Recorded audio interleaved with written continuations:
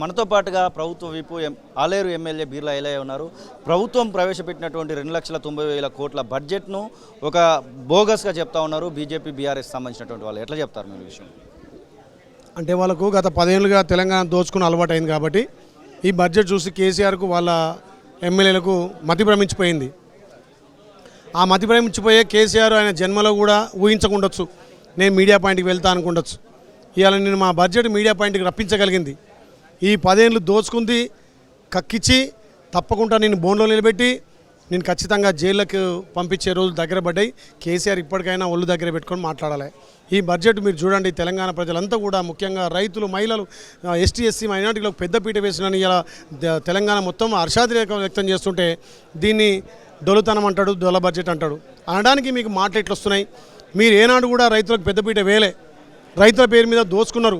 మా గౌరవ ముఖ్యమంత్రి ఏదైతే తల్లి సోనియమ్మ ఇచ్చినటువంటి అభయస 6 గ్యారెంటీలకు కూడా వీళ్ళ నిధులు కేటాయించినాం. రైతులకు 73,000 కోట్లు నిధులు ఇచ్చినాం. ఇలా గ్రామీణ ప్రాంతాల అభివృద్ధి కావాలని చెప్పి, ప్రజాపాలన సజావుగా జరగాలని చెప్పి 30,000 కోట్లతోటి గ్రామాలను అభివృద్ధి చేయడం కోసం ఇవాళ నిధులు కేటాయించి ఇవాళ పశువుల శాఖ కూడా 2,000 కోట్లు కేటాయిస్తే ఇవాళ గొల్ల కుర్మలకు అన్యాయం జరిగింది అంటున్నాడు. మరి గొల్ల కుర్మలను గొర్రెలు బర్రెలు అన్నావు, ఆ రోజు గొల్ల కుర్మలో ఎంతో స్కామ్లు చేసినావు.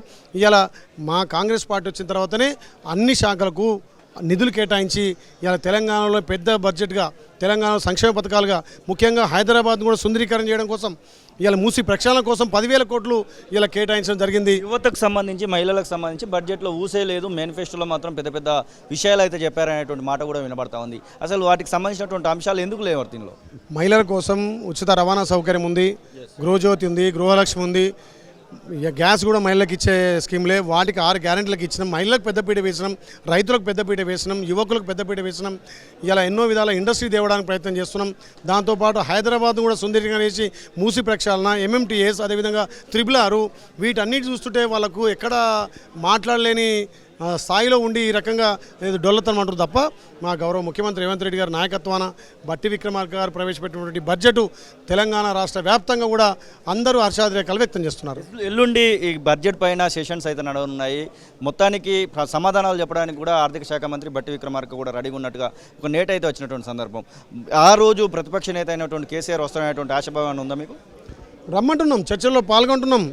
నువ్వు 10 ఏళ్ళు దోపిడీ చేసినావు, మా ప్రజా పాలన చూడు, మేము ఇచ్చేటువంటి స్కీములు చూడు, మేము అందిస్తున్న సంక్షేమం చూడు, ఒకసారి దాని మీద చర్చలకు రండి.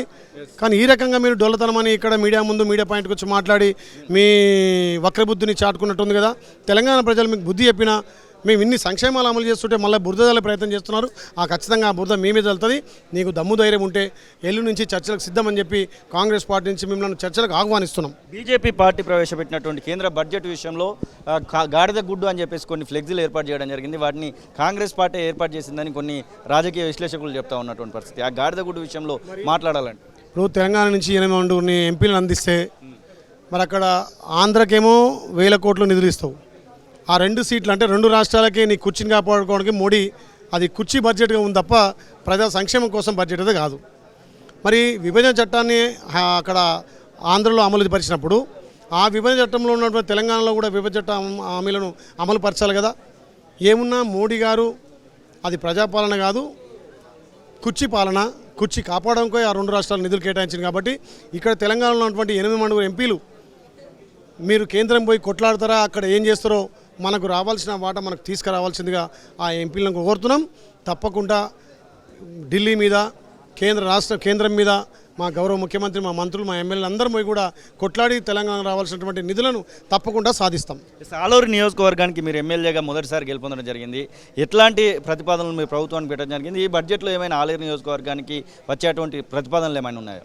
అంటే నిజవర్గం కాకుండా తెలంగాణ వ్యాప్తంగా రైతులకు వచ్చారు కాబట్టి మాత్రం రైతులు ఉంటారు. ముఖ్యంగా గంధమల్ల ప్రాజెక్టు నిన్న మండలిలో కూడా ప్రస్తావించడం జరిగింది. మా ఆలయ అభివృద్ధి కోసం అన్ని విధాలుగా నిధులు కేటాయించమని చెప్పడం జరిగింది. మా గౌరవ ముఖ్యమంత్రి మీద మాకు విశ్వాసం ఉంది. ఖచ్చితంగా యారుట అభివృద్ధితో పాటు ఆ ప్రాంతంలో సాగునీరు, తాగునీరు కూడా పెద్ద ఎత్తున నిధులు రాబట్టడానికి మా గౌరవ ముఖ్యమంత్రి దాన్ని ఇదివరకే చెప్పడం జరిగింది. ఖచ్చితంగా ముఖ్యమంత్రి నేతృత్వంలో ఆలేరు ప్రాంతం అభివృద్ధి చెందుతున్న ఆశాభావం వ్యక్తం చేస్తున్నాం. అసలైన తొలి వెలుగు. ఫాలో వాట్సాప్ @తొలి వెలుగు official.